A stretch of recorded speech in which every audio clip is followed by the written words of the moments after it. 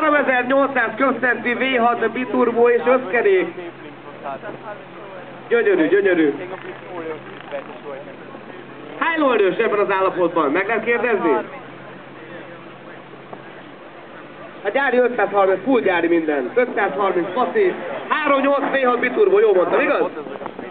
Minden, tudok. Na nézzük, a gyárlan 530 lóerő. 530 horsepower in the Nissan GT-R. Pici, gyere előrébb.